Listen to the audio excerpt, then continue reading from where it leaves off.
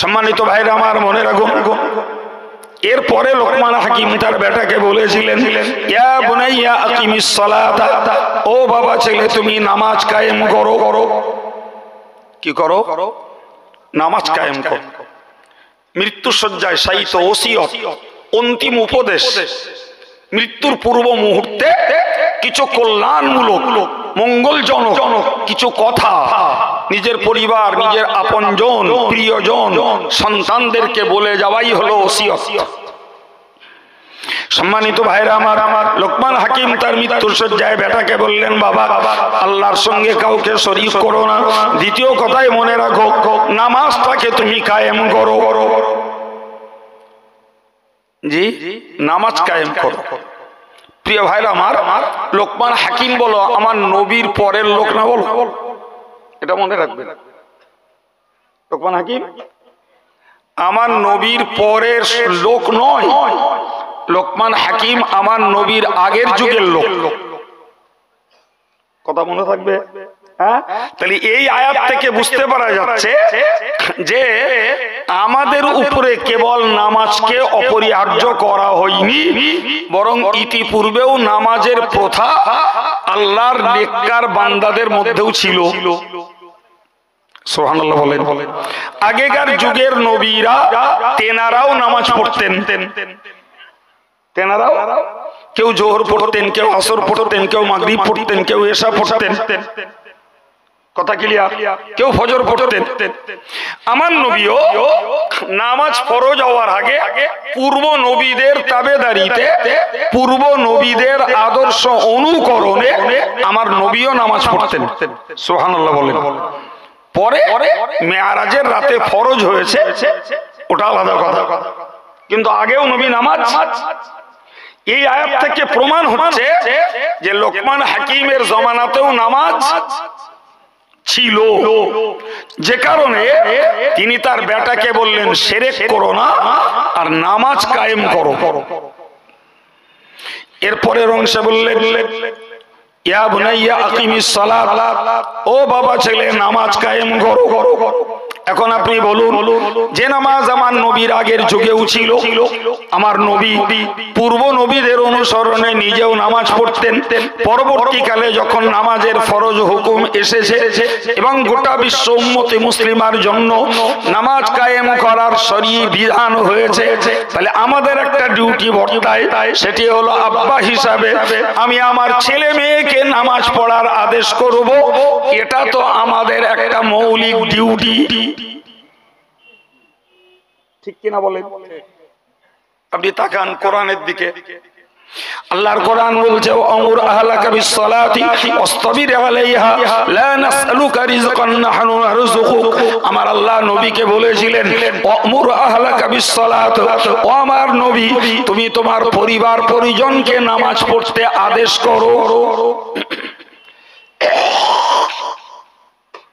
আল্লাহ নবীকে বললেন তোমার পরিবারকে নামাজ পড়তে আদেশ করো।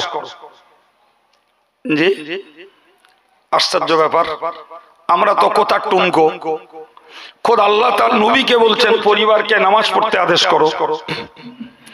আরো বললেন ওয়াসতাবির আলাইহা, ও নবী তোমার পরিবারকে এটাও বলো নামাজ পড়তে গেলে কষ্ট হয়, তার জন্য ধৈর্য ধরতে বলো।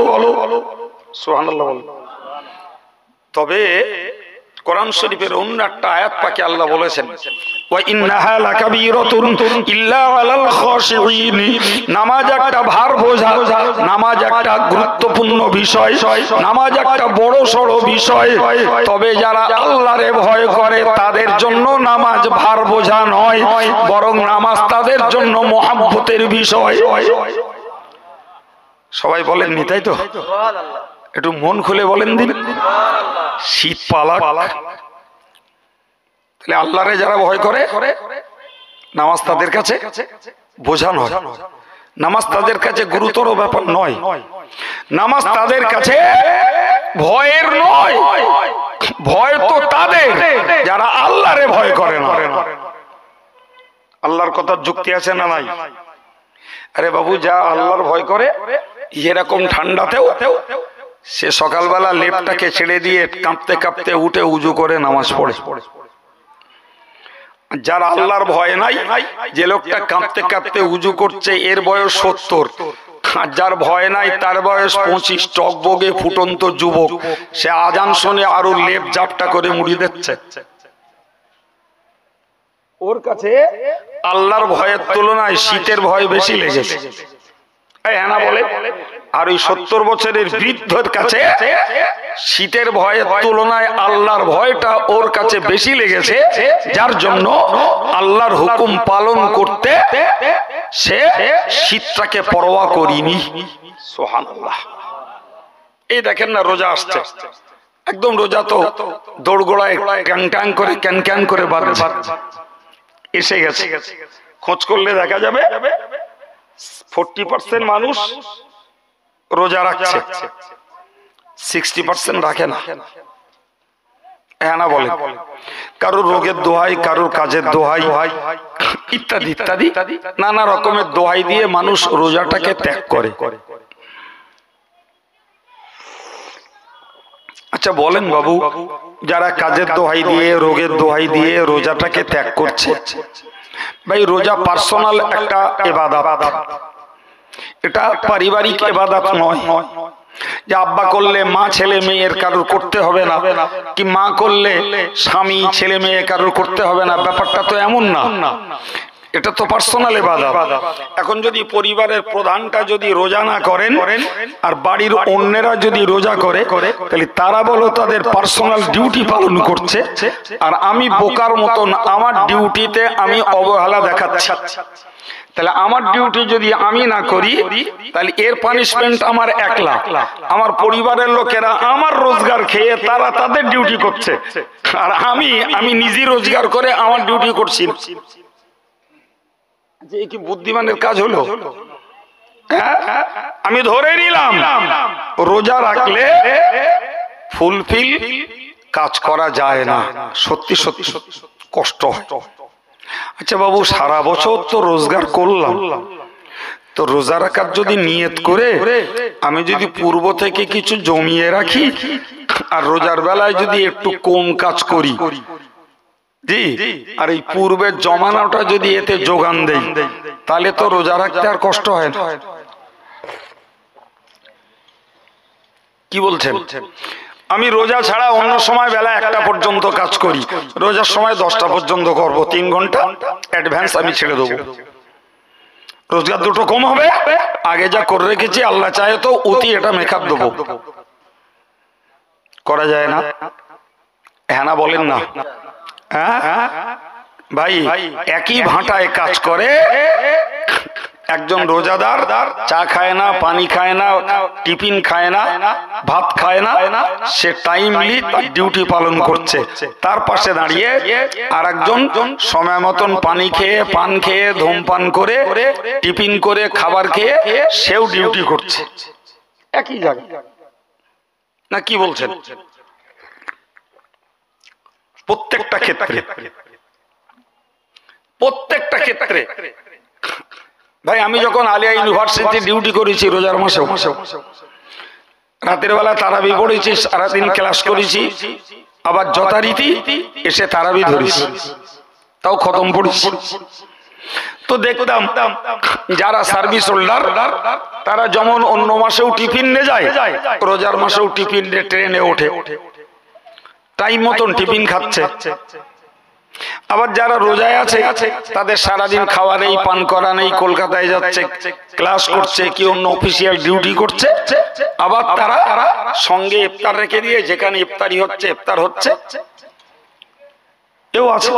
তাহলে কেউ ভাটায় কাজ করেও রোজা রাখছে, কেউ কলকারখানায় কাজ করেও রোজা রাখছে, কেউ করাত কলে কাজ করেও রোজা রাখছে, কেউ অফিসিয়াল ডিউটি করেও রোজা রাখছে, কেউ রাজমিস্ত্রি হয়েও রোজা রাখছে, কেউ জল করে চাপরাশি হয়েও রোজা রাখছে। আবার একই জায়গায় আর এক শ্রেণীর ব্যক্তিরা ছুতো দেখে রোজা ছাড়ছে। ঠিক না ভুল বাবু? আপনি বলুন তো ব্যাপারটা কি? দৈহিক কষ্ট, শারীরিক অসুস্থতা, শারীরিক দুর্বলতা, এসব কিচ্ছু না, টোটালটাই হলো একটা মনের ঘাটতি। কি বলেছি বলেন? একটা মনের ঘাটতি। আমি কেন বললাম দুম করে কথাটা এই জন্যই বললাম আমি, যে লোকমান হাকিম তার বেটাকে বললেন, বাবা নামাজ কায়েম কর। এর পরিপ্রেক্ষিতে বললাম, আল্লাহ তার রসুলকে বললেন, ওগো নবী, তুমি তোমার পরিবার পরিজনকে নামাজ পড়তে বলো, আর নামাজ পড়লে যে দুর্বলতা আসে এর জন্য ধৈর্য ধরো। তবে যারা আল্লাহরে ভয় করে, নামাজ তাদের কাছে মারাত্মক ভয়ের নয়, নামাজ তাদের কাছে ভার বোঝা নয়। যারা আল্লাহরে ভয় করে, রোজা রাখাটাও তাদের জন্য কষ্টের নয়। বান্দা করে নিয়ে তার হিম্মত, আর রহমত আর হেফাজত দেয় আল্লাহ। তা না হলে সেহরি টু ইফতার 14, 14.5, 15, 15.5 ঘন্টা না খেয়ে একটি মানুষ বেরোজগারের মতো ডিউটি করতে পারত না। তাহলে নিশ্চিত স্বীকার করতে হবে আল্লাহ পাক এদের মদদ যোগায়। এই হ্যাঁ না বলেন, ঠিক না ভুল? একদম আল্লাহ মদদ যোগায়। ফলে মনে রাখতে হবে, যারা আল্লাহকে ভয় করে নামাজ পড়ে, নামাজ তাদের জন্য ভার বোঝা নয়। যারা আল্লাহর ভয়ে রোজা রাখে, রোজা রাখাটা ক্ষুধার পিপাসা তাদেরকে আটকাতে পারে না। জোরে বলেন সুবহানাল্লাহ। আমার আল্লাহ নবীরে বললেন, নবী নামাজ পড়তে কষ্ট হয়, তোমার পরিবারকে ধৈর্য ধরতে বলো। আর একটা কথা ওদেরকে বলে দাও, লা নাসআলুকা রিজকান নাহনু নারযুকুক। ওদেরকে বলে দাও, ওরা নামাজ পড়তে গেলে রোজগারের ঘাটতি মনে করে, রোজা রাখতে গেলে ঘাটতি মনে করে। আমি আল্লাহ বলে দিলাম, আমি আল্লাহ রুজি লাগে না, আমি ওদের কাছে রুজি চাই না, বরং ওদের রুজিটাও আমি আল্লাহ দিয়ে থাকি। আর একটু মহব্বত করে, বান্দার রুজি কে দেয়? আল্লাহর রুজি লাগে। তাহলে তোরা তোদের রুজির ঘাটতির চিন্তা কেন করিস? তোর নামাজ পড়তে গেলে দোকানে খরিদ্দার চলে যাবে, এ টেনশন তোর কেন হয়? নামাজ পড়তে গেলে তোর 2 কাঠা জমি ধান রোয়া কমে যাবে, এ টেনশন তোর কেন আসে? নামাজ পড়তে গেলে তোর কাজের মালিক হয়তো তোকে 20 টাকা জনের দাম কম দেবে, তোর মালে বরকত দেওয়ার দায়িত্ব আমার। এমন কপাল পোড়া মহাজন মুনিব আছে, জি জুমার দিনে লোকের জন নেয় না, বলে জুমার দিনের জন নিলি কাজ কম হবে। আর এক কপাল পোড়া, ওরে উচিত ছিল তুই জুমার দিন আর অন্য দিন লেবারদের কাজ করা, আর ওদের স্বাধীনতা দে। তোমরা যদি নামাজ পড়ো তো নামাজের জন্য ছাড় আছে, আমি নামাজের ডিউটির টাইম তোমাদের ওভার টাইম নেব না, আমার টাইমে তোমরা নামাজ পড়ো। কপাল পোড়া, তোর টাইমে নামাজ পড়তো, তারা যত নামাজ পড়ে সওয়াব নিত, তোর অতটা সওয়াব হতো। সুবহানাল্লাহ। আরে উজর কাজ নিচ্ছে না বলতে জুমার দিন অ্যাডভান্স ছেলেদের চলে যাবে, কাজ কমে যাবে। এও মুসলমান। অন্য কমিউনিটির কথা বাদ দেন, অন্য কমিউনিটি যদি কমিউনাল না হয়, সাম্প্রদায়িক না হয়, ওরে বলবেন যে আমি একটু নামাজ করব, বলবে যা যা তোর নামাজ আগে করে। বিশ্বাস হয় আমার কথা? নিচাই যদি সাম্প্রদায়িকা তার 20 বাক্য পান করে থাকে, সেইটি হয়তো বলতে পারে যে নামাজ পড়বা তো আমার এখানে কাজে এসো না। কিন্তু সাধারণ যারা নাগরিক তারা এরকমটা বলে না বাবা, তারা বরং সুযোগ দেয়। অনেক লোকে আমাকে জিজ্ঞেস করে, তাই জানি আমাকে জিজ্ঞেস করে, তারা বিভিন্ন ধরনের কর্মী, বলে হুজুর আমি এরকম জায়গায় কাজ করি, তো নামাজের রক্ত হলি সেখানেই নামাজ পড়া ছাড়া অন্য জায়গায় যাওয়ার সুযোগ নেই, তা কি করব? আমি তাদের জিজ্ঞেস করি যে তোমার মালিক পড়তে দেবে? বলে হ্যাঁ, সে কোনো অসুবিধা নেই। বলে তোরা সময় ধর্ম করে নিস। তা হুজুর অসুবিধা আছে? মোটেই না, তুমি অবাধে পড়ে নাও। কি বুঝছেন? বলছে এমনও ঘরে হয়তো অবস্থান করছি যেখানে কোনো মূর্তি আছে, তো হুজুর কি করব? আর কোনো উপায় নেই ওই ঘর ছাড়া। আমি পারলে রুমালটা বার করে একটু ঢেকে দিয়ে পড়ে নিও। আমার বক্তব্য ওই জায়গাটা না, আমার বক্তব্য তারা যদি সুযোগ না দিত তাহলে এরা নামাজ পড়ার দাবি আশাটাই এদের পূরণ হতো না।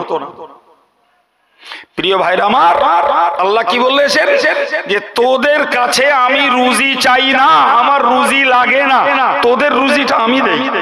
তাহলে তোরা আমার নামাজ পড়তে যে, আমার রোজা করতে যে যদি তোদের রুজির ঘাটতি হয় ভাবিস, তাহলে এটা তোরা ভুল করছিস। বরং আল্লাহ পাক বলেছেন অন্য আয়াত পাকে, ফালিয়াবুদু রাব্ব হাযাল বাইত আল্লাযী আত'আমাহুম মিন জু'। মহান আল্লাহ বলেন, যারা রোজগারের জন্য, ব্যবসা বাণিজ্যের জন্য দেশ বিদেশ ছোটে, আমি আল্লাহ পাক জানিয়ে দিচ্ছি, ফালিয়াবুদু রাব্ব হাযাল বাইত, এই কাবার যিনি মালিক, ওদের উচিত হলো কাবার মালিকের ইবাদত করা। ওই ব্যবসায়ী, ওই মজদুর, ওদের উচিত হলো কাবার মালিকের ইবাদত করা। আল্লাযী আত'আমাহুম মিন জু', ওই কাবার মালিক যিনি ক্ষুধায় খাইয়ে থাকেন। আর একটু মহব্বত করে বলে, ক্ষুধায় খাওয়ায় কে? জোরে বলে। আল্লাহ বললেন, তোমরা শুধু শুধু কাজ করো না, কাজের সঙ্গে কাবার মালিকের ইবাদতটাও করো, উনি তোমাদেরকে খাইয়ে থাকেন। আর কি করেন? আর তিনি তোমাদের যাবতীয় ভয়ের ক্ষেত্রে তিনি তোমাদেরকে নিরাপত্তা দান করেন। অতএব শুধু কাজ করো না, শুধু ব্যবসা করো না, শুধু চাকরি করো না, তুমি কাবার মালিকের ইবাদতটাও করো, উনি খাওয়াবেন, উনি ভয়ে নিরাপত্তা দেবেন। সম্মানিত ভাইরা আমার, আমি লোকমান হাকিমের কথার ব্যাখ্যা স্বরূপ এই কথাগুলো আপনাদেরকে শোনালাম। লোকমান হাকিমের পরের কথা বুঝুন। লোকমান হাকিম তার বেটাকে বলছিলেন, ওয়া'মুর বিল মা'রুফ, ও বাবা ছেলে শোনো, আর একটা কথা বলি তোমায়, তুমি যতদিন বাঁচবে মানুষকে তুমি সৎ কাজের আদেশ করবে। কি করবে? জোরে বলেন। সৎ কাজের আদেশ মানুষকে করবে, সৎ কাজের আদেশ করো মানুষকে। এই নির্দেশ লোকমান হাকিম তার বেটাকে দিলেন মৃত্যুর পূর্ব মুহূর্তে। সম্মানিত ভাইরা আমার, কোরআন শরীফ কি বলছে অন্য জায়গায় বুঝুন। কোরআন শরীফে মহান আল্লাহ জানিয়েছেন, ওয়ালতাকুম মিনকুম উম্মাতুন ইয়াদউনা ইলাল খায়র ওয়া ইয়া'মুরুনা বিল মা'রুফি ওয়া ইয়ানহাউনা আনিল মুনকার ওয়া ইউসারিউনা ফিল খায়রাত ওয়া উলাইকা মিনাস সালিহিন। আমার আল্লাহ বললেন, ওয়ালতাকুম মিনকুম উম্মাতুন, তোমাদের মধ্যকার একটি সম্প্রদায়, তোমাদের মধ্যকার একটি গোষ্ঠী এমনটা হওয়া দরকার যারা ইয়াদউনা ইলাল খায়র, মানুষকে ভালোর দিকে ডাকবে, মানুষকে ভালোর দিকে, কল্যাণের দিকে, মঙ্গলের দিকে ডাকবে। তা ধরুন এই ডাকার দায়িত্ব হাক্কানি ওলামা সমাজের। যারা অজনসিহতটাকে অর্থকরী বিষয় মনে করে, অজনসিহতটাকে কামাইয়ের বিষয় মনে করে, অজনসিহতটাকে রোজগারের একটা ধান্দার মাধ্যম মনে করে, এদের দ্বারাই হয়তো সম্ভব না। কিন্তু অজনসিহতটাকে যারা হেদায়েতের এবং দ্বীনের খেদমত মনে করে, ভাই তারা নিশ্চিত মানুষকে কল্যাণের দিকে, ভালোর দিকে, মঙ্গলের দিকে ডাকে। আল্লাহর বক্তব্য আমার নয়। তো তাদের ডাকার পদ্ধতি কি? ওয়া'মুরুনা বিল মা'রুফ, তারা সৎ কাজের আদেশ করে, ওয়া ইয়ানহাউনা আনিল মুনকার, এবং অন্যায় অসৎ কাজে তারা নিষেধ করে। শুধু লোককে আদেশ করে না, লোককে নিষেধ করে না, শুধু লোককে আদেশ করে না, লোককে নিষেধ করে না, ওয়া ইউসারিউনা ফিল খায়রাত, নিজেরাও নেকির কাজে তারা ধাবিত হয়। সুবহানাল্লাহ বলেন। প্রিয় ভাইরা আমার, তাহলে এক্ষেত্রে আমরা একটা জিনিস শিখি, বক্তারা মঞ্চে বলুক, ইমামরা মেম্বারে দাঁড়িয়ে বলুক, পীর সাহেব খানকায় দাঁড়িয়ে বলুক, আমি ইমাম নই, বক্তা নই, আলেম নই, হুজুর নই, পীর নই, আমি একজন সাধারণ মুসলমান। তাহলে আমার কাছে মঞ্চ নেই, খানকা নেই, মেম্বার নেই, আমার কাছে আমার পরিবারটা আছে। ওটা তো কেউ কেড়ে নিতে পারিনি না, পেরেছে? তো আমি আমার পরিবারটাকেই বলি যে ভালোর দিকে ডাকি, আমার পরিবারটাকে সৎ কাজের দিকে ডাকি, সত্য কথা বলতে বলি, নামাজ পড়তে বলি, বউটাকে পর্দা করতে বলি, মেয়েটাকে পর্দার সঙ্গে থাকতে বলি, তাদেরকে নিষেধ করি তোমরা মোবাইলটাকে অপব্যবহার করো না, তোমরা গান শোনো না, তোমরা জুয়া খেলিও না, তোমরা গলাবাজারি করো না, তোমরা বেপর্দায় ঘুরো না, তাহলে কোরআনের এই হুকুম মানা হয়ে গেল। সুবহানাল্লাহ হবে না? সুবহানাল্লাহ। জি মাতিন সাহেব এই কথাটা আর একটা আয়াত দিয়ে বলছিলেন যে তুমি নিজে বাঁচো আর পরিবারটাকে বাঁচাও, মনে আছে? মনে আছে? আমি ওইটা বলি নাই, আমি তার থেকেও ডিসকাস করে আপনাকে শোনাচ্ছি। আল্লাহ বললেন যে তোমাদের মধ্যে একদল ভালো লোক হওয়া দরকার, যারা মানুষকে ভালোর দিকে ডাকবে, সৎ কাজের আদেশ করবে, অন্যায় কাজে নিষেধ করবে। আমি আপনাকে বিস্তার বলেছি, পীর সাহেব খানকায় বসে করুক, মাওলানা স্টেজে বসে করুক, ইমাম মেম্বারে দাঁড়িয়ে করুক, আমরা ওই কাজটা আমার পরিবারের জন্য করি। নাকি আমার সাজেশনটা খুব খারাপ লাগলো? হ্যাঁ, আমার আল্লাহ পাক কোরআন শরীফে বললেন শুধু করলে হবে না, লোককে বললে হবে না, লোককে বললে হবে না, বরং ইউসারিউনা ফিল খায়রাত, নিজেরাও তারা নেকির কাজে ধাবিত। নিজে নামাজ পড়ে, নিজে জিকির করে, নিজে তাসবিহ পড়ে, নিজে দাড়ি রেখেছে, নিজে টুপি পরে, নিজে সদকা দেয়, নিজে ফিতরা দেয়, নিজে কুরবানি করে, নিজে যাকাত আদায় করে এবং যথারীতি নিজে সুদ থেকে বাঁচে, নিজে গান থেকে বাঁচে, নিজে জুয়া থেকে বাঁচে, নিজে মিথ্যা থেকে বাঁচে, নিজে ফাঁকিবাজি থেকে বাঁচে, প্রতারণা থেকে বাঁচে। আমার আল্লাহ পাক বললেন ও উলাইকা মিনাস সালিহিন, ওই লোকগুলোই হলো আমার নেককার বান্দাদের দলভুক্ত লোক। সুবহানাল্লাহ। তাহলে এ থেকে কি বোঝা গেল? নিজে করতে হবে, অন্যকেও বলতে হবে, নিজে করে অন্যকে বলতে হবে। ভাই তাহলে নিজে করে যারা অন্যকে বলে, জি কোরআন কি বলেছে জানেন? ওমান আহসানু কাওলাম মিম্মান দাআ ইলাল্লাহ ওয়া আমিলা সালিহান ওয়া ক্বালা ইন্নানি মিনাল মুসলিমিন। আমার আল্লাহ বলেছেন ওই লোকটার থেকেও ভালো লোক আর কেউ নেই, ওই লোকটার থেকেও ভালো লোক আর কেউ নেই যে লোকটা নিজে নেক কাজ করে আর অন্যকে নেকির দিকে ডাকে, আর নিজে বলে যে আমি একজন অনুগত মুসলমান, আর নিজে নেকির কাজ করে আর অন্যকে ভালোর দিকে ডাকে। আমার আল্লাহ বললেন ওই লোকটার থেকেও ভালো লোক সুবহানাল্লাহ বলেন, সুবহানাল্লাহ, আর কেউ নেই বাপ। সুতরাং আমি অনেক লোকের পারবো না, জি আমি রশিদ ভাইরে পারি। রশিদ ভাই যদি একটা অন্যায় করে আর আমি যদি জানতে পারি, আমি যদি রশিদ ভাইকে ডেকে বলি ভাই আপনি এই কাজটা করবেন না, আমার একদম ওভার 100% বিশ্বাস রশিদ ভাই সে কাজ বাদ দেবে। আমি একজনকে বললাম, আমার প্রত্যেকটা ভাই যদি তার ঘনিষ্ঠ যে তাকে ডেকে যদি বলে দেখ বাবা কি দেখ ভাই তুই এই কাজটা করিস না, এটা তোর করা ঠিক না, কিংবা তোর সুযোগ আছে, সময় আছে, তুই নামাজটা পড়িস না, কেন নামাজটা পড় না, জি তাহলে আমি নিজে যখন নামাজ পড়বো তখন আর একজনকে নামাজ পড়ার কথা বলতে আমার জান একবারও ডরাবে না। আমি নিজে যখন মিথ্যা কথা বলবো না তখন আর একজনকে মিথ্যা থেকে বাঁচাতে, মিথ্যা কথা ছাড়তে বলতে আমার একবারও দ্বিধা লাগবে না। আমি বলি না তো, পরে আর একজনকে আমি বুক ফুলিয়ে বলতে পারবো যে দেখো মিথ্যা কথা বলো না, জি মিথ্যা কথা বলো না। প্রিয় ভাইরা আমার, লোকমান হাকিমের নির্দেশ, এ বাবা ছেলে শিরক করো না, নামাজ কায়েম করো, লোককে সৎ কাজের আদেশ করো।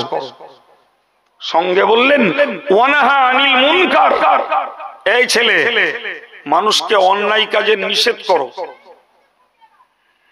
ভাই সৎ কাজের আদেশ তবুও ভালো, কিন্তু অন্যায় কাজের নিষেধ তো কঠিন জিনিস। এই হ্যাঁ না বলেন বাপ, সৎ কাজের আদেশ তবুও, জি, নামাজ পড়লি এত নেকি, রোজা রাখলি এত নেকি, জমাত ধরলি এত নেকি, দোয়া পড়লি এত নেকি, কদমে কদমে এত নেকি, নেকির পাহাড় করে দেওয়া যাবে বাপ।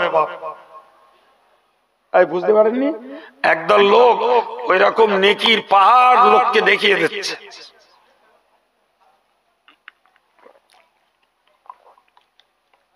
নেকির পাহাড়, অনেক নেকি, এতে নেকি, ওতে নেকি, তাতে নেকি, প্রচুর নেকি।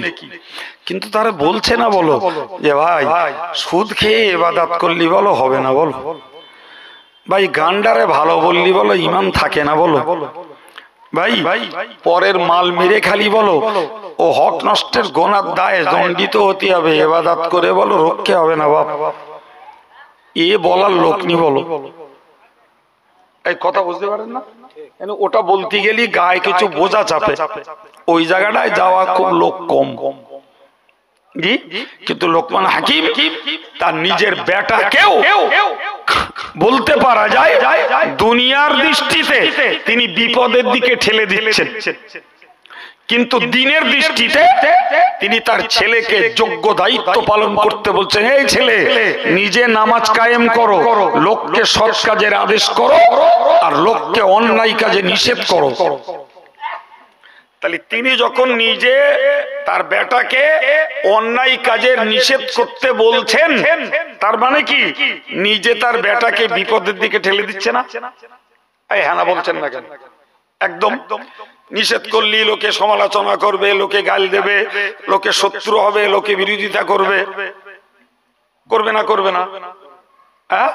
ওই মাতি সাহেব বলছিল যে আমার বাপের টাকায় আমি করতিস, তা তোর কি? বলছিল না? তাহলে নিষেধের কাজটা একটু কঠিন, একটু কেন ভালো রকম কঠিন। আচ্ছা, ওই কঠিনটা কি আমার নবীকেও কি সহ্য করতে হয়নি বাপ? একদম একদম। আমার আল্লাহ নবীকে বলেছিলেন বাল্লিগ মা উনজিলা ইলাইকা মির রাব্বিক, ওগো নবী তোমার কাছে যা কিছু অবতীর্ণ করেছি ওটাকে তুমি পৌঁছে দাও। যা কিছু, যা কিছু এই শব্দটার মধ্যে রয়েছে আদেশের বাণী যা নাজিল করেছি, নিষেধের বাণী যা নাজিল করেছি, সবটাই তুমি পৌঁছে দাও।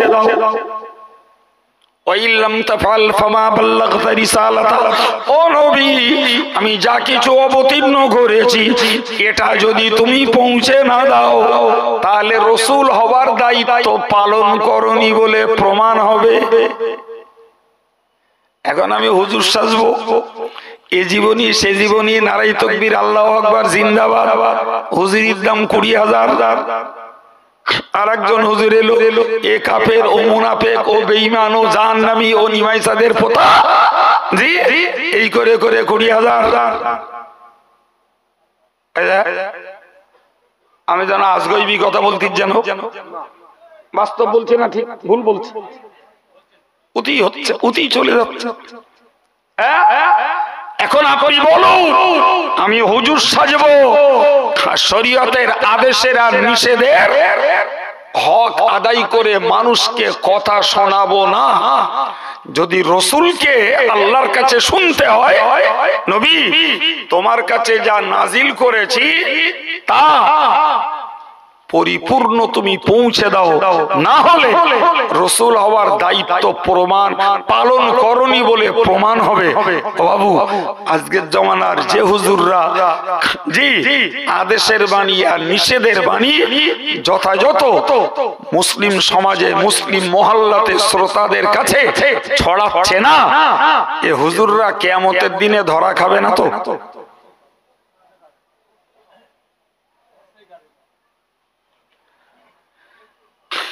আল্লাহ বোঝার তৌফিক দেন, বলুন আমিন। আল্লাহ নবীকে বললেন ওয়া ইল্লাম তাফআল ফামা বাল্লাগতা রিসালাতা, যদি তুমি যা নাজিল করেছি না পৌঁছাও তাহলে রাসূল হওয়ার দায়িত্ব তুমি পালন করনি বলেই প্রমাণ হবে।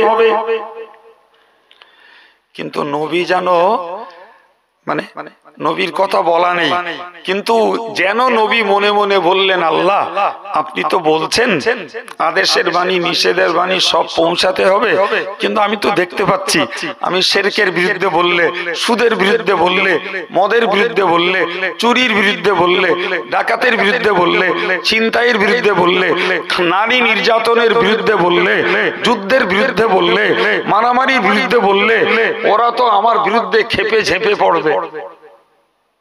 হ্যাঁ না বলেন? তার কারণ এই কাজগুলো সব ওই যুগে চলতো, চলতো না বাবা? আজকের যুগেও চলছে, আজকের যুগেও চলছে, ওই যুগেও চলতো। তো নবী না বলেও যেন মনে মনে করলেন, আল্লাহ আমি যদি এই দায়িত্ব পালন করতে যাই তাহলে তো পরিস্থিতি বেগতিক। এই ঠিক কিনা বলেন? কডারে সামলাবো, এ তো এক গুচ্ছ, সবাই তো একসঙ্গে ইউনিয়ন করে আমার উপরে ঝেঁপে পড়বে, ঠিক কিনা? সুদখোরদের গোষ্ঠী হবে, মদখোরদের হবে, যোদ্ধাদের হবে, নারী নির্যাতনকারীদের হবে, জি এই সঙ্গে শিরককারীদের হবে। আল্লাহ এক কথায় বললেন, হে নবী, আল্লাহু ইয়াসিমুকা মিনান নাস, আমার দেওয়া ডিউটি পালন করো। ওই লোকেরা কি করবে, ওদের হাত থেকে আমি আল্লাহ তোমায় বাঁচাবো। আর একটু মন খুলে, যে আল্লাহ তার নবীকে বাঁচাবেন বলে ওয়াদা করে বাঁচিয়েছেন, ওরা কিছু আঘাত করেছে, ওরা কিছু ব্যাঘাত করেছে, ওরা কিছু গাল শুনিয়েছে, ওরা নবীর কাজে কিছু বাম্পার সৃষ্টি করেছে, কিন্তু সত্যি কি নবীকে পুরোপুরি আটকাতে পেরেছে? তাহলে একইভাবে হাক্কানি আলেমরা যদি তাকে আল্লাহ যে জ্ঞান দিয়েছেন ওই জ্ঞানটা 16 আনা যদি প্রচার করতেন, জি তাতেও লোকে গালি দিত, লোকে সমালোচনা করত, লোকে শত্রুতা করত, লোকে মারবে ধরবে করত, লোকে খুন মার্ডার করবে বলতো, কিন্তু চূড়ান্ত সময়ে হেফাজত করার মালিক সুবহানাল্লাহ। একটু মন খুলে হবে না? আমাদের ওই বিশ্বাসটাও হারিয়ে গেছে। কেউ মনে করছে বললি আর দাউদ হবে না, কেউ মনে করছে বললি টাকা কম দেবে, দরকার নেই বাবা, কেউ মনে করছে বললি শত্রু বেরিয়ে লাভ কি, অতএব এ জীবনী ও কাহিনী এ সুর ও স্বর, জি হাসানো গল্প রসালো গল্প, যা করে সময়টা কাটাতে পারলি কচকচ। সত্যি বলছি না মিথ্যা বলছি? এইভাবে ধর্মটাকে, দিনের প্রচারটাকে কমার্শিয়াল বানানো হলো, আর আমরা বানাতেও দিলাম। আমি না হয় আপনি, আপনি না হয় আপনার ভাই, আমি না হয় আমার চাচা, আমার চাচতো ভাই, এই তো কেস। চলুন ফিরে আমি যে কথা বলছিলাম, যে লোকমান হাকিম তার বেটাকে কোন দিকে ঠেলে দিলেন? জোরে বলেন। বিপদের দিকে। বললেন, এই ছেলে অন্যায় কাজের নিষেধ করবে। তাহলে অন্যায় কাজের নিষেধ করতে যাওয়া মানেই বাস্তব দৃষ্টিতে বিপদ বাড়ানো, বিপদের দিকে ঠেলে দাও, আর কিছু না। জি প্রিয় ভাইরা আমার, আপনি এবার চিন্তা ভাবনা করুন বিপদটা কতটা ঘনীভূত। কিচ্ছু না, আমি একটা কথা শুধু আপনাকে বলছি, একটা কথা, বেশি না। আপনি বলুন তো, আজকের যুগে মুসলিম সমাজের বিয়ে বাড়িগুলো দখল করেছে যুবক ছেলে, যুবতী মেয়ে আর ঘরের বউরা। ঠিক 2-3 জন বলতেছেন কেন? আমার আবার চলে যেতে হবে তো। সবাই মিলে বললি না একটা সাপোর্ট পাই, আর নাই বলুন আমার ভুল হয়ে গেছে।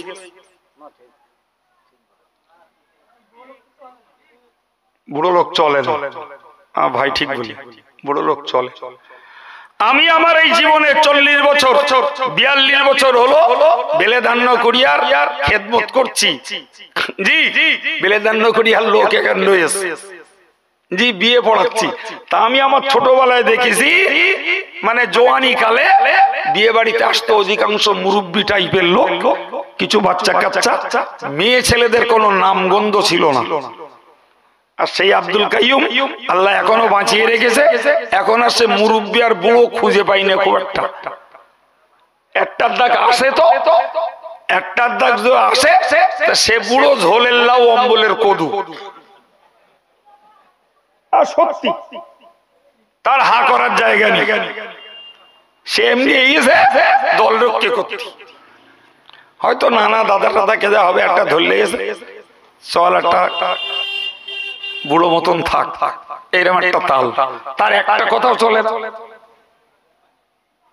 জি আমার বেয়াদবির না, আমি একটা কথা শুধু বলছি, আজকের আমার গার্জিয়ান গুলো, অভিভাবক গুলো ভাই অন্যায়ের প্রতিরোধের ক্ষেত্রে কতটা বিরোধ আর কতটা হিংসা শত্রুতা তৈরি হয় আর একটা আন্দাজ করুন। বাড়ি যে শুধু স্ট্রিক্টলি বউ আর মেয়েগুলোকে বলুন যে তোদের আর বিয়ে বাড়ি যাক দেবো না, ওই একটা কথা বলুন শুধু, আর কিচ্ছু করতে হবে না। বিয়ে বাড়ি অ্যাডাল্ট মেয়ে, তোর বিয়ে বাড়ি যাওয়া হবে না, ঘরের বউটার বিয়ে বাড়ি যাওয়া হবে না। উতি যদি সংসারে দক্ষ যজ্ঞ না বাঁধে তখন আমার বলবেন বউ শত্রু হবে, মেয়ে শত্রু হবে, বোন শত্রু হবে, জি বোন শত্রু হবে, ভাদ্র বউ শত্রু হবে, কেউ বাদ যাবে না। এই বিশ্বাস হচ্ছে আমার কথা? জি এ বেটা কোন রকমে লেগে পড়ে একটু শক্ত মনে যদি একটু হয় তো ধকে গেল, রাগ ঝাল করেও হয়তো একটু দমলো, ওদিকতে নন্দা এসে বলে দিলে না না যাক দিন ওদের একটু আনন্দ করতে ইচ্ছা হয়, বাস একদম পুরো খেতায় আগুন লেগে গেল। কথা বলে তখন শালা বাবুর আর কিচ্ছু বলার নেই, নন্দায় হাওয়াতে দিলে লেগে গেল সব। শালা বাবু তখন আস্তে আস্তে পিস্টান মারলে, বোনাই বলিস তা কি করা যাবে। এইটা শুধু আন্দাজ করুন যে আমার ঘরের মেয়েগুলোকে আজকের বেপরদায় নায়িকা সাজিয়ে আমরা বিয়ে বাড়ি যাবার অবাধ সুযোগ দিয়েছি, অনুমতি হয়তো দেইনি কিন্তু সুযোগ দিয়েছি, তার মানে বাধা দিতে পারছি না। তারা বেপরোয়া, যেই বাধা দেবো রাগ দেশ, মুখ কালাকালি, মুখ দেখা দেখি হবে না, হয়তো বাড়ির রান্না বাড়াও হয় বন্ধ হবে না, লেট হবে। কি বলিস, হয় বন্ধ হবে।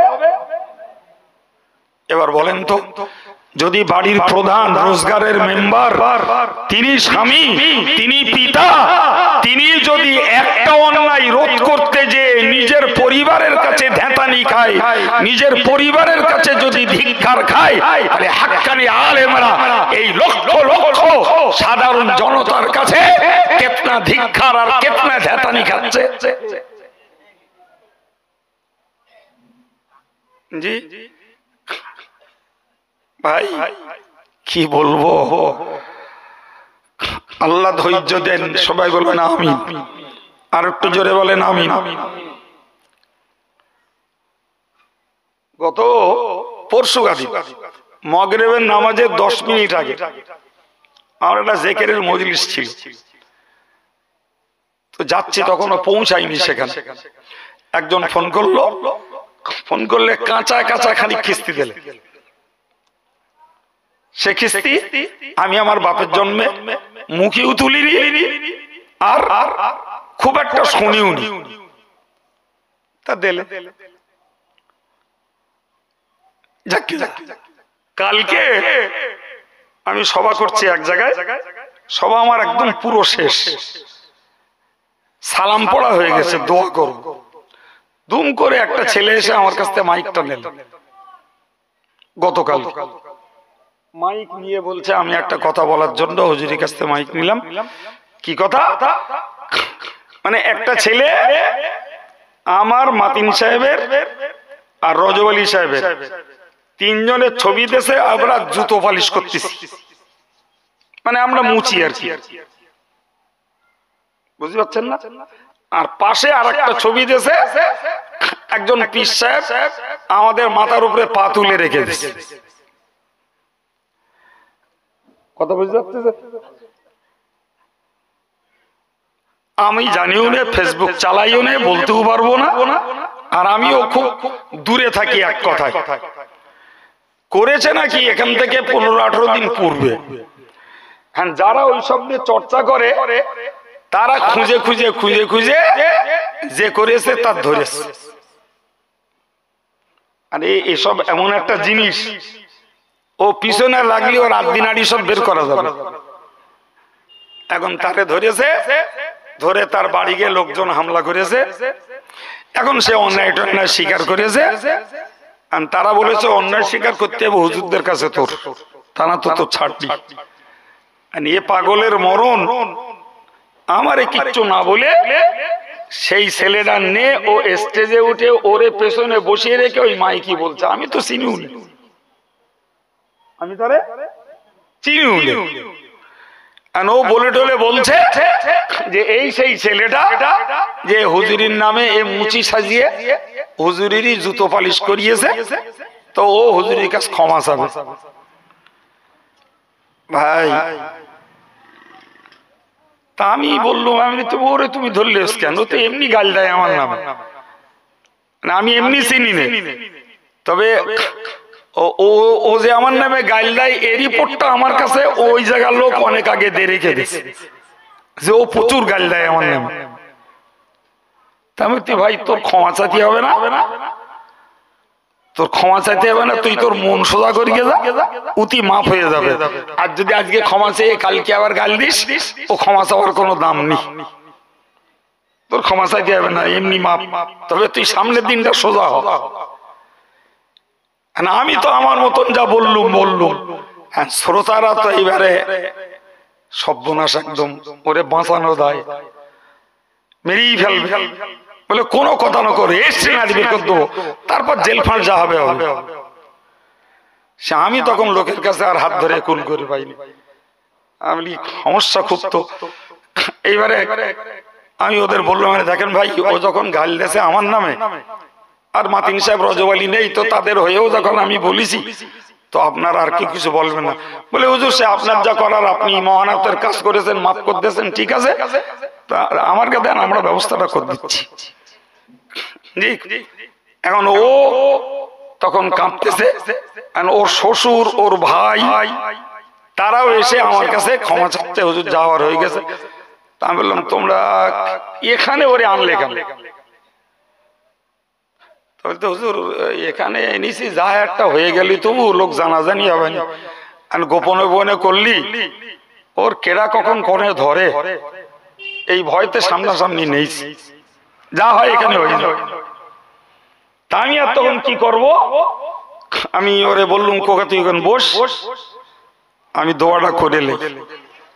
ও সবে নিয়েছে, আর একজন ধরি মানে একটা লাথি মারবে আর কি।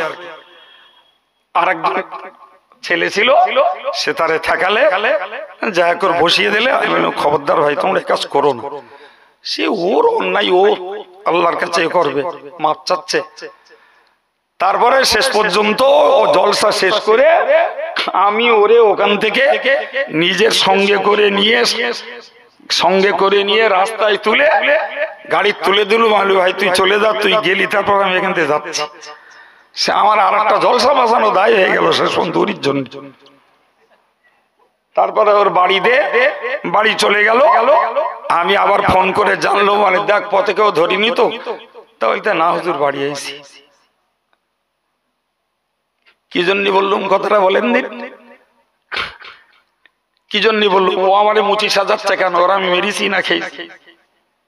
আমি ওরা বললাম কালকে, মানে তুই যে আমার নামে গালি দিস, আমারে যে মুচি সাজালি, তোর যার দালালি করতে যে তুই এই সর্বনাশ করছিস, তোর যার নামে সে যাবে। কিচ্ছু কথা বলেন, তোর যার নামে সে যাবে, তুই ওইটা বল।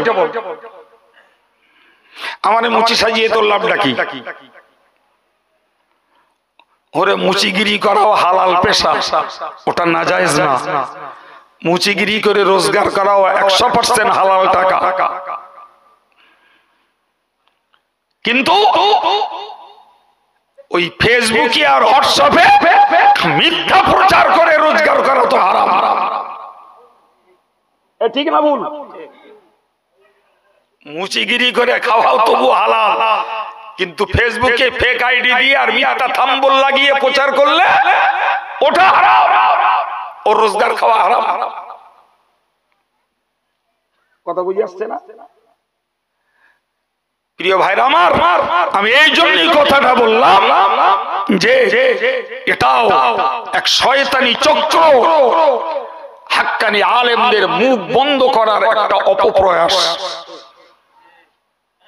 জি, সেটা কখনো উচ্ছৃঙ্খলতার সঙ্গে, কখনো ভদ্রতার সঙ্গে, কখনো শিক্ষার মার পেছে হাক্কানি আলেমদের হক প্রচারের পথকেও দেশ জুড়ে না দুনিয়া জুড়ে বন্ধ করার অপকৌশল, অপচেষ্টা চলছে। জি, এই যত রকমের প্রতারণা এর মূল নায়ক দাজ্জাল, আর এগুলো তো ছানাপোনা। মূল নায়ক কেডা? দাজ্জাল। সুতরাং মনে রাখবেন, অন্যায়ের বিরুদ্ধে কথা বললে পরে আলোক তো দূরের কথা, ঘরোয়া লোকের কাছেও কি ছাড় পাওয়া যায় না, নাম পাওয়া যায় না, বরং ধিক্কার পেতে হয়, গালি শুনতে হয়। জি, প্রিয় ভাইরা আমার, মনে রেখে আমার আল্লাহ পাক কোরআন শরীফে লোকমান হাকিমের বক্তব্য তুলে ধরে বলেছেন। লোকমান হাকিম তার বেটাকে বলেছিলেন, অসবির আলা মা সাবাক। কি চ্যাম্পিয়ন কথা শুনুন। আল্লাহ লোকমান হাকিমকে বললেন, অসবির আলা মা সাবাক। এই ছেলে শোনো, সৎ কাজের আদেশ করতে গেলে আর অসৎ কাজের নিষেধ করতে গেলে কষ্ট হবে, গালি শুনতে হবে, কষ্ট হবে, মানুষের কাছে ধিক্কার পেতে হবে, শত্রুতা বাড়বে, হিংসা বাড়বে। আমি আল্লাহ তোমাকে বলছি, আমি আব্বা তোমাকে বলছি, তুমি ধৈর্য ধরো। সুবহানাল্লাহ। অসবির আলা মা আসাবাক। তোমার যত রকমের বিপদ আসে তাতে কি করো? ধৈর্য ধরো। সুবহানাল্লাহ বলেন, আর একটু জোরে বলেন। আচ্ছা আপনারা বলেন তো, আপনারা বিদেশের মানুষ না, সব দেশের মানুষ এবং আমাদের ঘনিষ্ঠ কাছের মানুষ। আচ্ছা সত্যকারের বলুন তো, আমরা অল ইন্ডিয়া সুন্নতুল জামাত সংগঠন বলি, আর এই সংগঠনের আমাদের মতো নগণ্য কর্মীদের কথা বলি, বুকে হাত দিয়ে সত্যিটা বলুন, আমরা ধৈর্য ধরি না? ধরি না? সুবহানাল্লাহ বলেন। আর আমাদের যত রকমের কর্মকাণ্ড, আমাদের উন্নতি এবং আমাদের এই মিশনের যত বিস্তার ছড়াচ্ছে, আমি বিশ্বাস করি এটি একদিকে কাজ আর একদিকে ধৈর্যের পুরস্কার। ঠিক কিনা বলেন? আর একদিকে ধৈর্যের পুরস্কার। সুতরাং ধৈর্য আরো আমাদের ধরতে হবে, ধৈর্য আরো আমাদের ধরতে হবে। ধৈর্য ধরলে কি হয়? জোরে বলে, ধৈর্য ধরলে ফল ভালো হয়। ধৈর্য ধরলে ফল ভালো হয়। আচ্ছা বলুন তো, কালকে ওই ছেলেটার যদি আমি ক্ষমা না করে ওরে যদি এই জনগণের কাছে ছেড়ে দিতাম, তাহলে কি হতো? কাইম সাহেবের প্রচুর ভক্ত, কাইম সাহেবের ভক্তরা অমুকের উপযুক্ত শাস্তি দিয়েছে, কিন্তু এটা কি মনুষ্যত্ব হতো? এটা মনুষ্যত্ব না, ওটা মানবতা না, ওটা ইসলাম বলে না। আরে অন্যায় করেছে, ক্ষমা চেয়েছে, ক্ষমা করে দিলাম। ও সামনের দিনে সোজা হয়ে গেলে ওরও ভালো, সমাজেরও ভালো, আমাদেরও ভালো। কিন্তু ওর বিরুদ্ধে আমি অ্যাকশন নিয়ে, ওটা আমার পৌরসত্ব হতো না, গোদা বাংলায় ওটা আমার মতদানি না, বরং ওইটা হতো কাপুরুষতা। কিন্তু ধৈর্য তো ধরতে হবে, নাকি ধরতে হবে না? একটা ধৈর্যের গল্প শোনাবো আপনাদের, শুনবেন? একটা ধৈর্যের গল্প শোনেন। একবার দরুদ শরীফ আব্দুল করিম।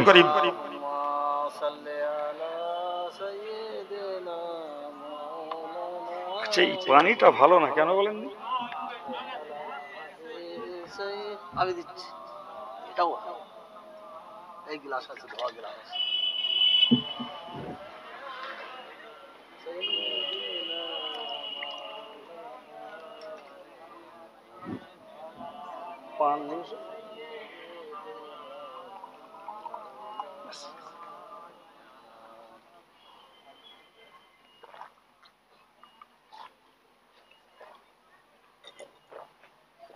আলহামদুলিল্লাহ।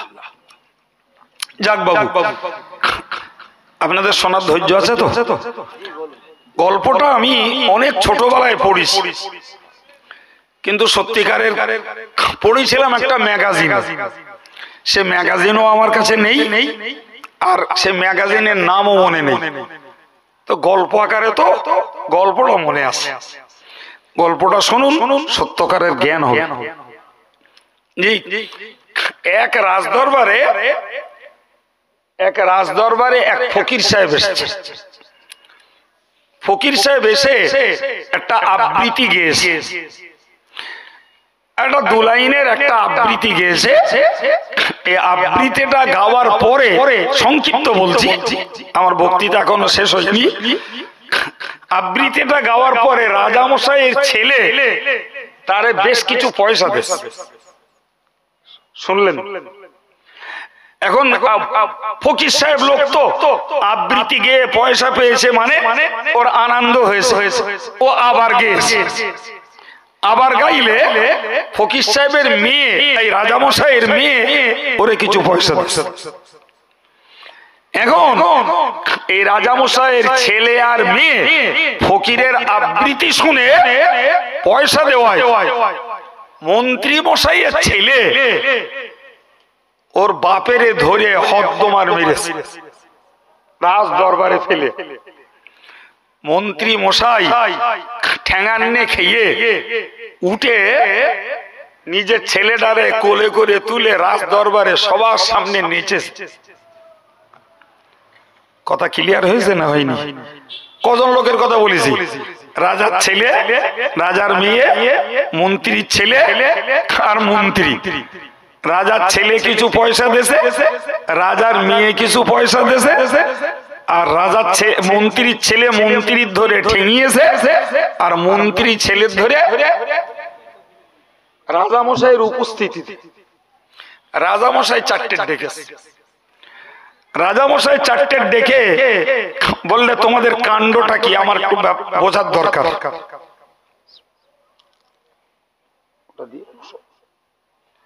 কাণ্ডটা কি? প্রথমত ছেলের ডেকেছে। ছেলের ডেকে বলল যে ফকির সাহেব কি বললো আর তুমি তারে পয়সা দিলে?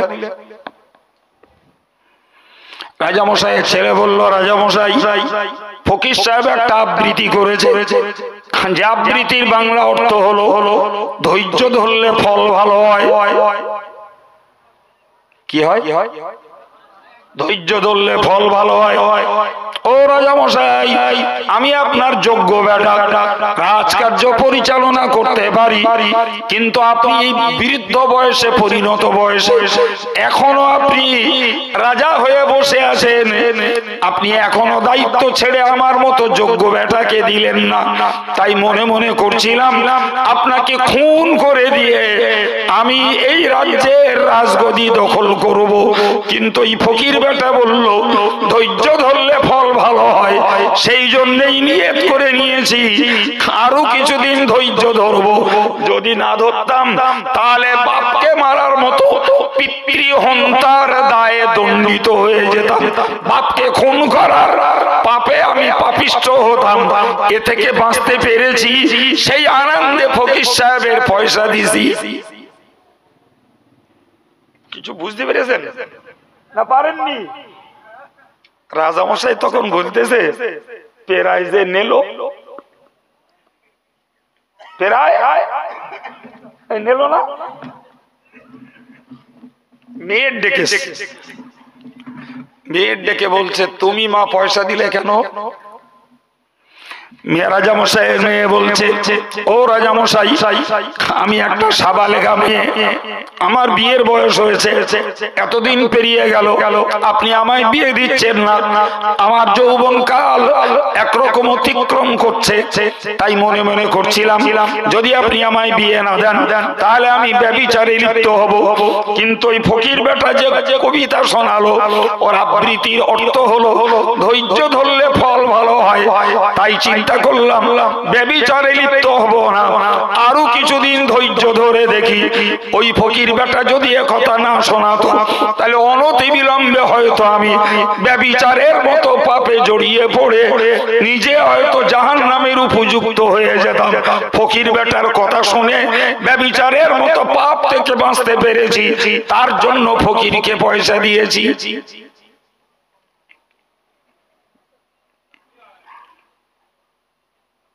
মেয়ের বক্তব্যের জবাব আছে? মেয়ের যে বক্তব্য, তার বক্তব্যের যুক্তি আছে না নাই? রাজামশাই নিস্তব্ধ হয়ে গেল। সত্যি তো আমি ভুল করছি, আমার বিয়ের উপযুক্ত মেয়েকে বিয়ে দিচ্ছি না, এটাও আমার অন্যায়। ছেলে আমার রাজকার্য পরিচালনার যোগ্য, অথচ আমি মাতব্বাড়ির আশায় আমার ছেলের হাতে দায়িত্ব ছাড়ছি না, এটাও অন্যায়। জি, যাক, যা হওয়ার হয়েছে। মন্ত্রীর ছেলেকে ডেকেছে, ডেকে বলল যে তুমি তো জানো তোমার আব্বা আমার রাজদরবারের মন্ত্রী, কোন বিবেকে তুমি সবার সামনে তোমার আব্বাকে মেরে অপমান করলে? কোন বিবেকে?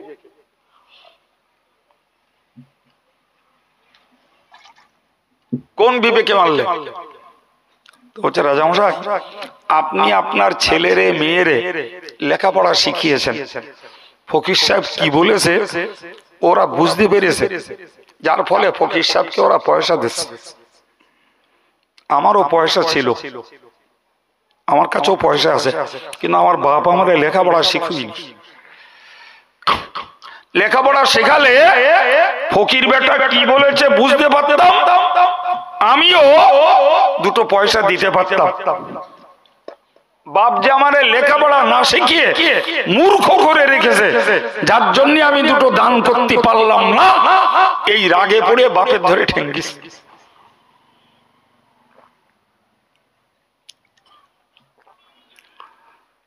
রাজামশাই দেখলো এরও তো যুক্তি খারাপ না। আচ্ছা মন্ত্রী, তোমার নাক লজ্জা কিছু আছে? যে ছেলে তোমারে ধরে ঠ্যাঙালে রাজ দরবারে ফেলে, তুমি কোন লজ্জায় তারে নিয়ে নাচলে? রাজামশাই, মূর্খ ছেলে জমের সমান, একেবারে না মেরে ফেলে দু চার গা দে অন্তত বাঁচিয়ে রেখেছে, এই আনন্দে নেচিস।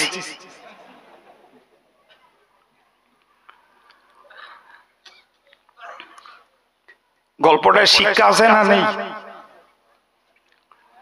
গল্পটা দুটো শিক্ষা, একটি হলো যে ধৈর্যের ফল আছে, আর একটি হলো মূর্খ বানিয়ে রাখলে বিপদ আছে। ঠিক না ভুল? জি সম্মানিত ভাইরা, আমি ওয়াজ করতেছিলাম লোকমান হাকিমের বক্তব্য, যে ছেলে নামাজ কায়েম করো এবং সৎ কাজের আদেশ করো, অন্যায়ের নিষেধ করো। কে গালি দেবে, কে সমালোচনা করবে, কে শত্রুতা করবে, ওটা দেখার নয়। তোমার ডিউটি তুমি পালন করো, তোমাকে হেফাজত করবেন আল্লাহ। তবে সৎ কাজের আদেশ করতে, অন্যায় অসদের নিষেধ করতে গেলে বিপদ অবশ্যই আসবে। ধৈর্য ধরো, কি করো? আমার আল্লাহ পাক বললেন, তথা লোকমান হাকিম বলেছেন, ইন্না যালিকা মিন আযমিল উমুর। ও বাবা ছেলে, মনে রাখো, তোমার জীবনের যত কাজ রয়েছে, বিপদে ধৈর্য ধারণ করা এটা তোমার জীবনের সবথেকে গুরুত্বপূর্ণ কাজ। সুবহানাল্লাহ, ধৈর্য ধরা গুরুত্বপূর্ণ কাজ। ধৈর্য না ধরলে সফলতা লাভ করা যাবে না। বাবা জাতি যাই, পড়তে গেলেও ধৈর্য তাই, ইবাদত করতে গেলেও ধৈর্য চাই। এই যে ওয়াজ শুনছেন এতেও ধৈর্য লাগছে। জি, রোজগার করবেন ধৈর্য চাই, ব্যবসা করবেন ধৈর্য চাই, দোকানদারি করবেন ধৈর্য চাই, ঠিক কিনা বলে? ইসলাম প্রচার করবেন ধৈর্য চাই, সমাজে কিছু করে দেখাবেন ধৈর্য লাগবে, বাবা ধৈর্য লাগবে। ধৈর্য ছাড়া সম্ভব নয়, মনে রাখবেন। কিন্তু আমি ন্যায়ের জায়গায় দাঁড়িয়ে ধৈর্য ধরবো, অন্যায় করে চুরি করেছি লোকে মারতেছে, ও ধৈর্য ধরার কোন মানে আছে? মদ খেয়েছি, বউ ঠেকাচ্ছিলাম, পাড়ার লোক এসে আমার ঠেঙ্গে দিচ্ছে, তো ধৈর্য ধরে লাভ আছে না? ধৈর্য ধরতে হবে ন্যায় কাজ করে, ধৈর্য ধরতে হবে প্রকৃত অন্যায়কে প্রতিরোধ করে, ধৈর্য ধরতে হবে নিজের জীবনে সৎ কাজ করে অসৎ কাজ থেকে বাঁচতে যেয়ে ধৈর্য ধরতে হবে, নিজের পরিবারটাকে আল্লাহর পথে ফেরাতে, সমাজটাকে ইসলাম প্রতিষ্ঠিত করতে আমাদেরকে ধৈর্য ধরতে হবে। তাহলে ফল দেবেন কে? আমার আল্লাহ বলেছেন, আমার আল্লাহ বলেছেন ইন্নামা ইউওয়াফাস সাবিরুনা আজরাহুম বিগাইরি হিসাব। আমি আল্লাহ পাক তোমাকে জানিয়ে দিলাম ইন্নামা ইউওয়াফাস সাবিরুন, নিশ্চিত যারা ধৈর্য ধরে আল্লাহ পাক তাদেরকে পরিপূর্ণ পুরস্কার দান করে। এত পুরস্কার আল্লাহ দেয় যা বান্দা হিসাব করেও পায় না। সুবহানাল্লাহ। জি, আল্লাহ বান্দাকে বেহিসাব পুরস্কার দান করে। কিসের বিনিময়ে? জোরে বলেন। তো আমি আপনাদেরকে জ্ঞান দেওয়ার মতন আমার যোগ্যতা নেই, তবুও কোরআন হাদিসের সমন্বয়ে এতক্ষণ ধরে আলোচনা করে করে এসেছি। তো ভাই ভাই বসে আত্মসমীক্ষায় এই শিক্ষাটা লাভ করি, ব্যক্তি জীবনে, পারিবারিক জীবনে, ধর্মীয় জীবনে, শিক্ষার জীবনে, আমাদের জন্য দিনের জীবনে, সংগঠনের জীবনে সত্যের সঙ্গে থাকতে যদি হয়, ধৈর্য আমাদের অতপ্রতভাবে সঙ্গে রাখার দরকার। ধৈর্য না ধরলে আমরা কোনো কিছুতে সফলতা লাভ করতে পারবো না ভাই। তো যাই হোক, আমি অঙ্গ আর বাড়াবো না, যদিও 4-5 মিনিট আমার সময় বাকি আছে।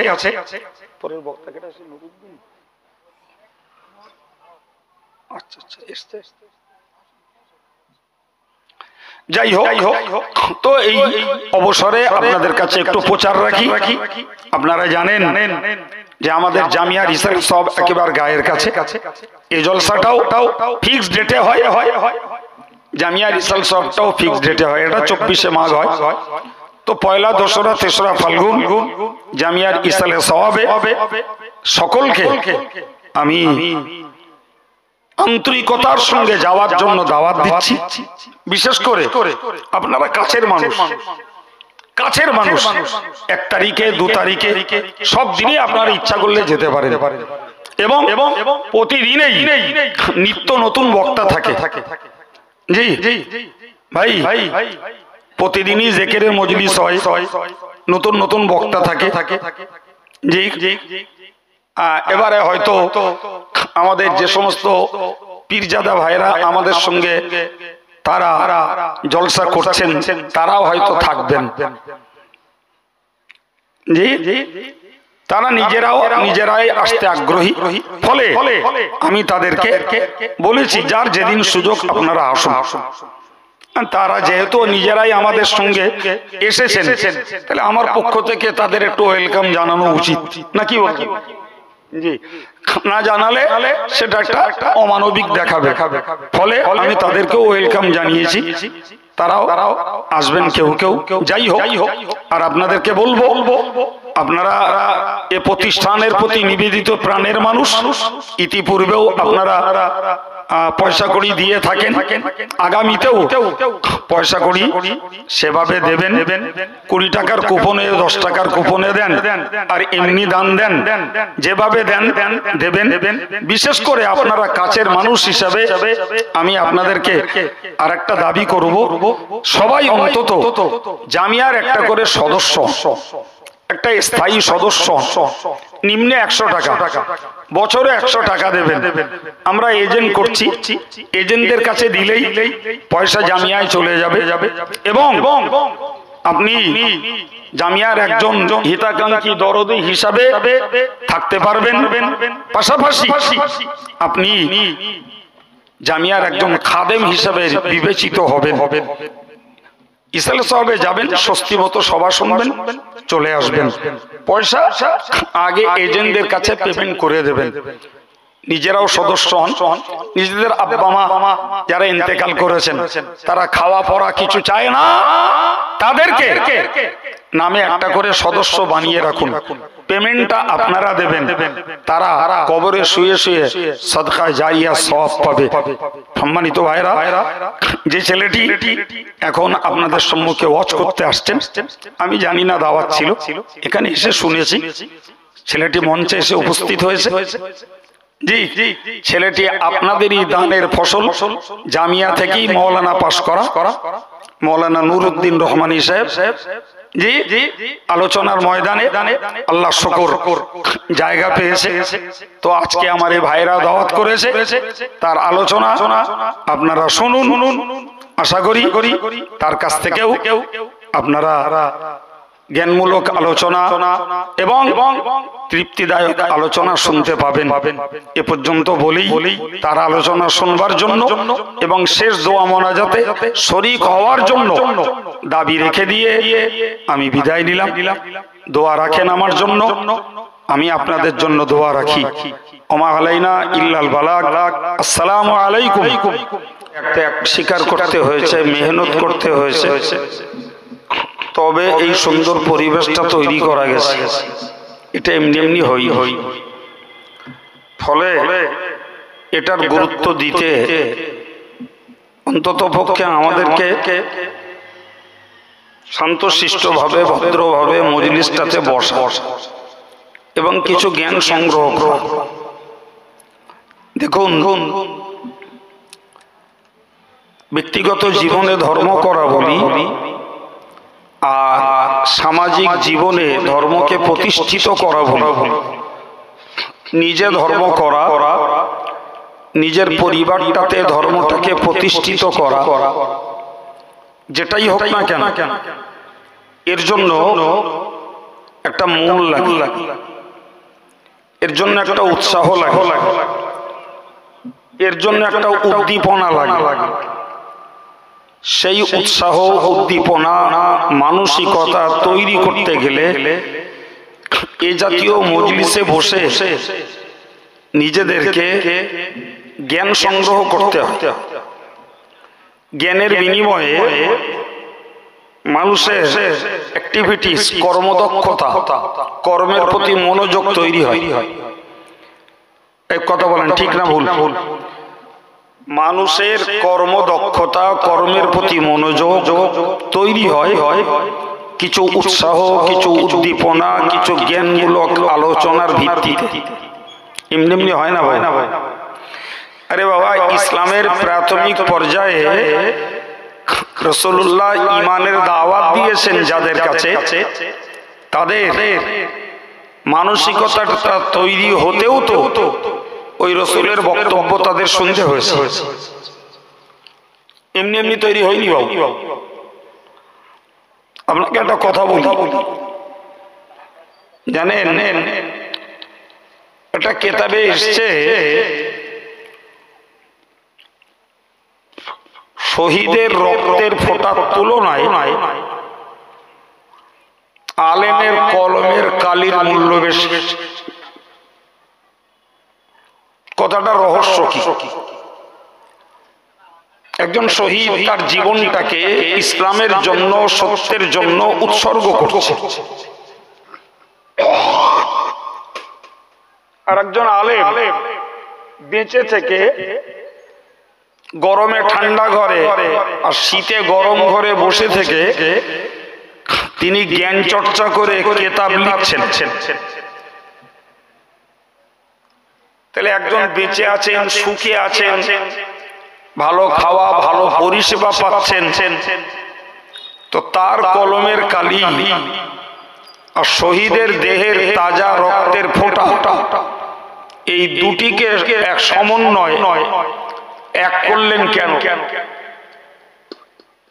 তার একটা ছোট্ট কথা বুঝুন ভাই, শহীদের জীবন একটা, তো একটা জীবনকেই শহীদ ইসলামের জন্য উৎসর্গ করতে পারে।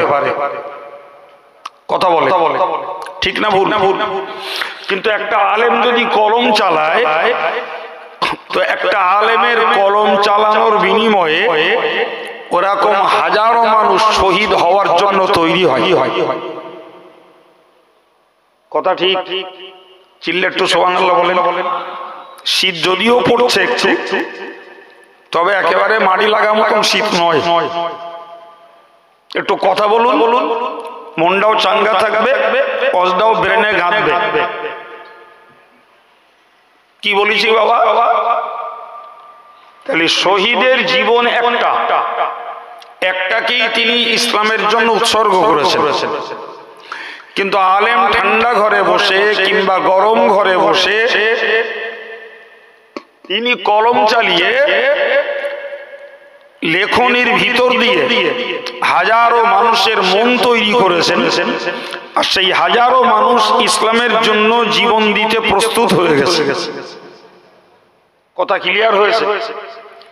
তাহলে বোঝা গেল যে শহীদের রক্তের ফোঁটা তুলনায় আলেমের কালির মূল্য সত্যি বেশি। ঠিক না ভুল? ঠিক। একজন নফল নামাজ পড়ছে, আর একজন মানুষকে নিয়ে হেদায়েতমূলক, সংস্কারমূলক, গঠনমূলক কথা বলছে। আমরা বাহ্যিক দৃষ্টিতে দেখব যিনি নফল নামাজ পড়ছেন উনি সওয়াবের কাজ করছেন, কিন্তু জানেন এই একজন বক্তার বক্তৃতাতে শত শত মানুষ তাদের নিজেদের ভুল সংশোধন করছে, নিজেদের ঈমান তাজা করছে এবং ইসলামের প্রতি নিজেদের অন্তরটাকে নিবেদিত করছে। সুবহানাল্লাহ বলে। তাহলে একজন ব্যক্তির নামাজ পড়ার তুলনায় শত ব্যক্তির মনের সংস্কারের মূল্য অনেক বেশি। ঠিক না ভুল ভাই? হাদিস পাকে এসেছে, রাসূল বলেছেন মান শাগালাহুল কুরআনু আম মাসআলাত। রাসূলুল্লাহ বলেছেন যে লোকটা দোয়া চায় আর একজন লোক কোরআন পড়তে যেয়ে দোয়া করার সুযোগ পায় না, দুটো লোক। মনে করুন সামনে বৃহস্পতিবার দিবাগত রাতে শবে বরাত, তো শবে বরাতে একজন ব্যক্তি হাত উঠিয়ে তার যা ডিমান্ড, তার যা চাহিদা তিনি মন খুলে চাইছেন আল্লাহর কাছে, আর একজন আদব বজায় রেখে একাগ্র চিত্তে তিনি কোরআন পড়ছেন। তো রাসূলুল্লাহ বলেছেন, মহান আল্লাহ বলেছেন আতাইতু আফদালা মা উতিয়া সাইলিন। যে লোকটা দোয়া চাইছে ওর তুলনায় যে কোরআন পড়ছে আমি আল্লাহ ওকে আরো বেশি করে দেব। কি বুঝলেন? তাহলে যে লোকটা দোয়া করছে তাকে তো দেখছি যে সরাসরি তার ডিমান্ড, তার চাহিদা সে আল্লাহর কাছে পেশ করছে। যে বেটা কোরআন পড়ছে ও তো চাই না, চাইছে কি না, অথচ আল্লাহ বলছে দোয়া চাওয়া ব্যক্তির তুলনায় ওই কোরআন পড়া ব্যক্তিটাকে আমি বেশি করে দেব। কি বুঝলেন? তাহলে প্রমাণ কি হচ্ছে যে একজন নামাজ পড়ছে আর একজন ওয়াজ করছে, তাহলে নামাজটা দেখতে লাগছে বাস্তবিকই উনি অনেক ব্যক্তিগত ভালো কাজ করছে। যিনি দোয়া চাইছেন তিনি সরাসরি আল্লাহর কাছ থেকে কিছু মিঙে নিচ্ছেন, আর একজন বসে কোরআন পড়ছে। তাহলে বাহ্যিকভাবে দেখছি দোয়া চাওয়াটা ভালো, কিন্তু রাসূল মহান আল্লাহ বলছেন দোয়া চাওয়ার তুলনায় কোরআন পড়া ভালো। ওই নামাজের তুলনায় শত মানুষের মন তৈরি করার জন্য ওয়াজ নসিহতের গুরুত্ব বেশি। শহীদ ইসলামের জন্য জিহাদের ময়দানে তলোয়ার চালাচ্ছে, আর একজন ঠান্ডা ঘরে ঠান্ডা মাথায় বসে কলম চালাচ্ছে। তো বাহ্যিকভাবে দেখলে মানুষের আবেগ আপ্লুত হবে শহীদের প্রতি, কিন্তু যে ঘরে বসে কিতাব লিখে হাজারো মানুষের মন তৈরি করছে এর মূল্য অনেক বেশি বেশি। কথা বুঝতে পারছেন কি প্রিয় ভাইরা আমার? সেই জন্য আমি আপনাকে বললাম যে এই ওয়াজ নসিহতের মজলিসটা হলো একটা মন তৈরির মজলিস। সমাজের মাটিতে যে ধর্মীয় চিত্রটা আমরা দেখতে পাচ্ছি ব্যক্তিগতভাবে পারিবারিকভাবে যতটাই দেখেছি, আমি ওভার 100% কনফিডেন্সের সঙ্গে বলতে পারি এটি ওয়াজ নসিহতের একটি বরকত। এই হানা বলেন, এই যতগুলো মানুষ আপনারা ধর্ম করেন, আমি জোর গলায় বলছি আপনারা ধর্ম করার প্রাথমিক জীবনে বই পুস্তক পড়ে পড়ে ধর্ম করতে আসেননি, আমার চ্যালেঞ্জ।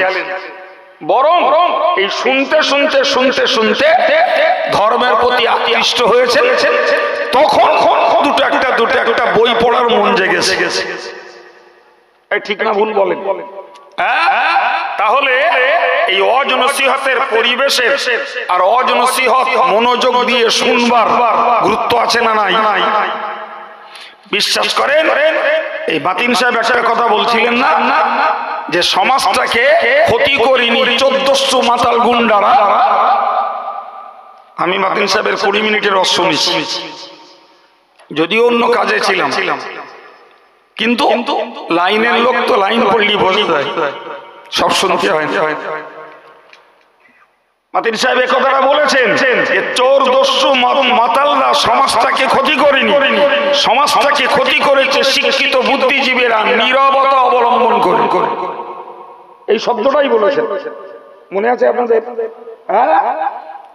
নীরবতা মানে কি?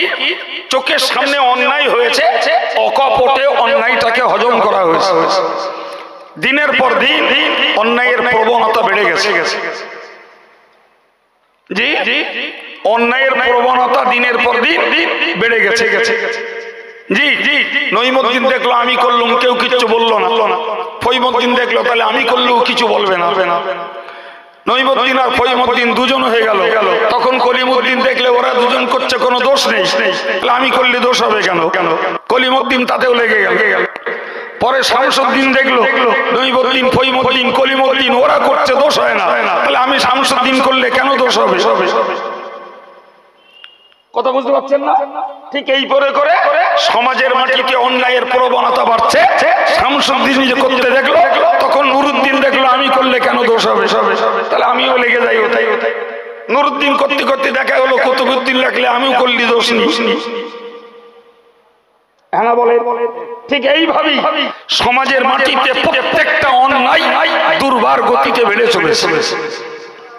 জি, নিছাক যারা পারিবারিক ভাবে নিজেরা নিজের বাচ্চাগুলোকে প্রতিরোধ করেছে, আলহামদুলিল্লাহ, তারাই তার পরিবারটাকে ধর্মপথে দাঁড় করাতে পেরেছে। মনে রাখবেন, আমি কোরআন শরীফের ছোট্ট একটা আয়াত আপনাকে পড়েছি। জি, কি ওয়াজ করতাম ঠিক করে আসেনি, তবে মাতিন সাহেবের ওয়াজ কয়েক মিনিট শোনার পরে আপনাদেরকে তার আনুষঙ্গিক কিছু মেসেজ দিচ্ছি, ভালো করে নেন। হযরত লোকমান হাকিম তিনি ইন্তেকালের সময় তার বেটাকে বলছিলেন, নাম্বার 1, ইয়া বুনাইয়া লা তুশরিক বিল্লাহ, হে ছেলে, তোমাকে আমি নিষেধ করছি তুমি আল্লাহর সঙ্গে কাউকে পার্টনার বানিও না। সুবহানাল্লাহ বলে। আল্লাহর কোনো জোড়া নেই, আল্লাহর কোনো অংশীদার নেই, আল্লাহর তুল্য কেউ নেই, আল্লাহর মতো শক্তিশালী কেউ নেই। আল্লাহ কাউকে জন্ম দেননি, কারোর থেকে জন্ম নেননি, তার তুলনায় কেউ নেই। তিনি অভাব মুক্ত, তিনি কারো মুখাপেক্ষী নন। ফলে গোটা জগৎ মাঝে যত সৃষ্টি রয়েছে আল্লাহর তুল্য কেউ নেই। সুবহানাল্লাহ বলেন। অতএব তুমি কখনো আল্লাহর সঙ্গে কাউকে অংশীদার, কাউকে পার্টনার বানিও না। আল্লাহ এক, অদ্বিতীয়, তুলনাহীন। সুবহানাল্লাহ বলেন। ভাই আপনি বলুন, লোকমান হাকিম তার বেটাকে একটা কাজে নিষেধ করেছেন না করেননি? হ্যাঁ বলেন, নিষেধ করেছেন তো। নিষেধ করেছে। এই নিষেধাজ্ঞাটা হলো তার ঈমানটা রক্ষার একটা হাতিয়ার। সুবহানাল্লাহ বলে। কি বলেছি বাবা? এই শিরক থেকে বিরত থাকা, শিরক থেকে বাঁচাটাই হলো ঈমান রক্ষার একটা হাতিয়ার। ঠিক না ভুল? ঈমানটাকে রক্ষা করতে গেলে শিরক থেকে বলেন একদম একদম শিরক আর ঈমান দুটো এক পাত্রে জমা হয় না। শিরক থাকলে ঈমান চলে যায়, আর ঈমান যদি রাখা হয় তাহলে শিরক আর রাখা যায় না। ঠিক না ভুল? তাহলে সমাজের পুরুষ এবং মহিলা সকলকে মনে রাখতে হবে যে আমরা যখন ঈমানের পরিচয় দিয়েছি, তাহলে আমাদের দ্বারায় শিরকের নাম গন্ধটাও আল্লাহর কাছে বরদস্তের নয়।